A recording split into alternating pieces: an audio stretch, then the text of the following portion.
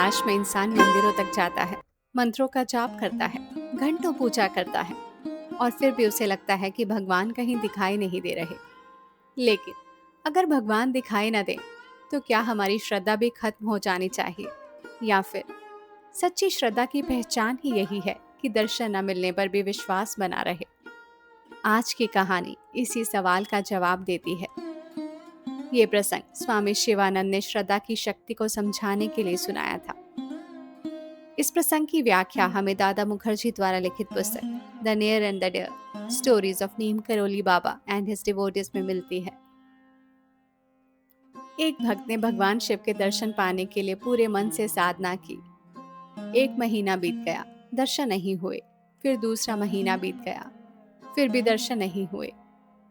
आखिरकार उसने भगवान शिव की मूर्ति के साथ कुछ ऐसा किया कि भगवान स्वयं उसके सामने प्रकट हो गए। आखिर उसने ऐसा क्या किया? आइए पूरी कहानी सुनते हैं। स्वामी शिवानंद एक ऐसे महान संत की बात करते हैं जिनके अनेक युवा शिष्य थे।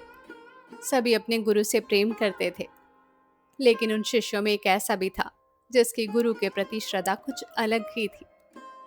उसकी सबसे बड़ी विशेषता थी, गुरु जो कहते थे वे बिना संदेह किए कर देता था।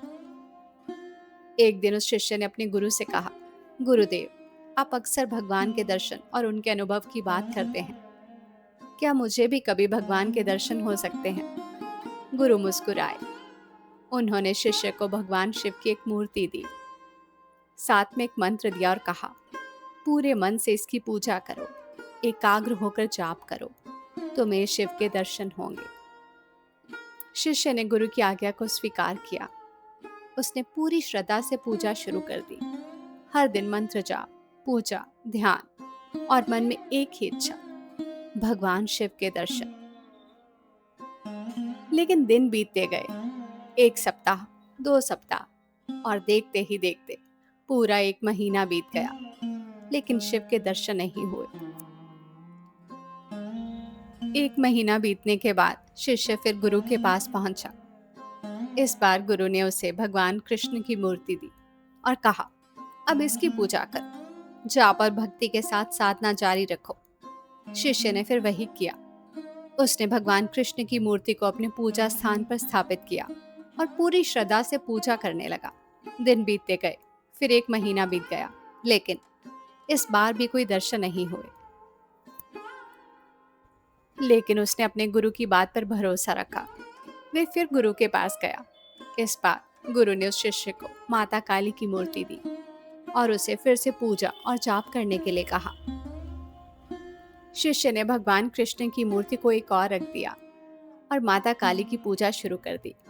उसने फिर से वही साधना शुरू की।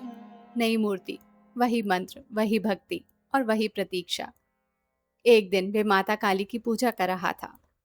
उसने अगरबत्ती जलाई। धुआं ऊपर उठने लगा, लेकिन कुछ ऐसा हुआ जिसने उसे परेशान कर दिया। अगरबत्ती का धुआं बार बार जाकर उस स्थान की ओर जा रहा था जहां भगवान शिव की मूर्ति रखी थी। शिष्य ने धुएं की दिशा बदलने की कोशिश की, लेकिन धुआं फिर भी शिव की मूर्ति की ओर जाने लगा। अब उसे लगा, मैं तो माता की पूजा कर रहा हूँ, तो फिर ये धूप शिव को क्यों मिल रही है? वे क्रोधित हो गया। उसने अगरबत्ती दूर फेंक दी और फिर उसने एक बहुत विचित्र काम किया। उसने थोड़ी सी रुई ली और भगवान शिव की मूर्ति की नाक में लगा दी, मानो वे कह रहा हो, अब आप मेरी पूजा की सुगंध क्यों ले रहे हो? और तभी शिव की वे मूर्ति अचानक वहां नहीं रही और उसके सामने स्वयं भगवान शिव खड़े थे। जिस दर्शन के लिए वे महीनों से प्रार्थना कर रहा था, जिसके लिए उसने मंत्र जाप किया था, जिसके लिए उसने इतनी साधना की थी, वे दर्शन उसे उसी क्षण हुआ जब उसने मूर्ति को केवल एक मूर्ति मानना छोड़ दिया था। शिष्य ने भगवान शिव से पूछा, प्रभु, मैंने पूरे 1 महीने आपकी पूजा की, इतनी श्रद्धा से पूजा की, तब आपने दर्शन क्यों नहीं दिए? और आज जब मैं आपसे नाराज होकर आपकी नाक बंद कर रहा था, तब आप मेरे सामने क्यों आ गए? उत्तर बहुत गहरा था, क्योंकि पहले वे शिव की मूर्ति को केवल एक प्रतिमा की तरह पूजा कर रहा था, लेकिन उस क्षण उसके भीतर कुछ बदल चुका था। अब उसे वे केवल धातु की बनी हुई मूर्ति नहीं लग रही थी। उसे सचमुच लग रहा था कि शिव यहाँ है। वे मेरी पूजा स्वीकार कर रहे हैं। वे मेरी आरती और धूप को ग्रहण कर रहे हैं।